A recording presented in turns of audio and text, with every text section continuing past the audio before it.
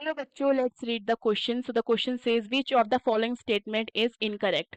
Option A, adsorption is a bulk phenomena. Option B, the molecular species or substances which concentrates or accumulates at the surface is known as adsorbate. Option C, the material on the surface of which the adsorption takes place is known as adsorbent. Option D, charcoal, silica gel, alumina gel, clay, colloids, metals in finely divided state, etc. act as good adsorbents. So the key concept of the question is adsorption. देखो adsorption के बारे में भी हमें थोड़ा information होना चाहिए, जैसे कि adsorption is a surface phenomena.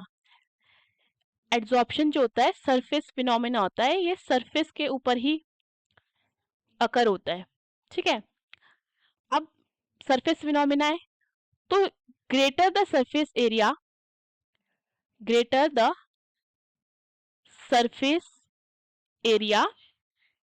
ठीक है, जितना ज्यादा सरफेस एरिया होगा उतना ही greater will be the greater the surface area, greater will be the rate of adsorption. ठीक है, जितना ज्यादा सरफेस होगा उतना ही एड्सॉर्प्शन होएगा. एंड हमें एक चीज और पता होनी चाहिए, इन adsorption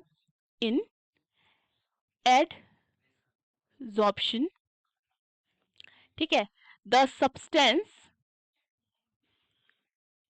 substance whose molecules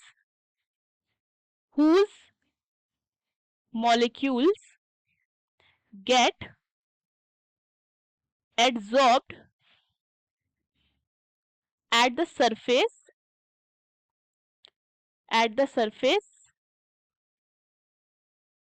is called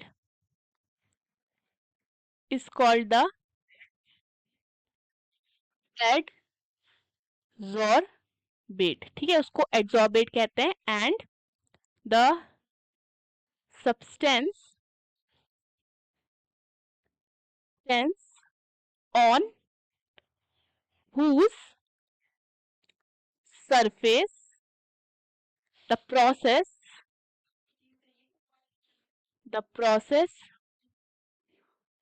takes place is called the adsorbent. देखो adsorbate और adsorbent क्या होते हैं, इसमें क्या है, देखो वो सब्सटेंस जिसके मॉलिक्यूल्स एड्सॉर्ब्ड हो जाते हैं सरफेस के ऊपर, ठीक है, उसको हम एड्सॉर्बेट बोलते हैं.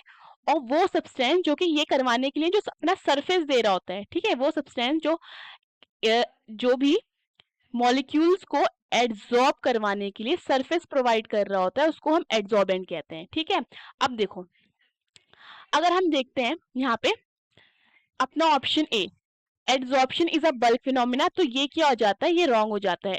एड्सॉर्प्शन बल्क फिनोमिना ही होता है, एड्सॉर्प्शन सरफेस फिनोमिना होता है. It happens on the surface of the material. ठीक है, एंड दूसरा देखते हैं, द मॉलिक्यूलर स्पीशीज और सब्सटेंस विच कॉन्सेंट्रेट्स और accumulates at the surface is known as adsorbate. ये भी क्या है, ये हमारा सही हो जाता है, ये ट्रू हो जाता है. ठीक है, the material on the surface of which the adsorption takes place, ये एड्सॉर्बेंट कहलाता है, ये भी ट्रू है हमारा. अब ये देखते हैं, charcoal, silica gel, aluminite gel, clay, colloids, metals in finely divided state are act as good adsorbent. तो ये भी हमारा क्या है, ट्रू है. ठीक है, ट्रू कैसे है, क्योंकि charcoal silica gel, alumina gel, ठीक है, क्ले, ये सब जो होते हैं ये पोरस सब्सटेंसेस होते हैं. ठीक है, पोरस सब्सटेंसेस.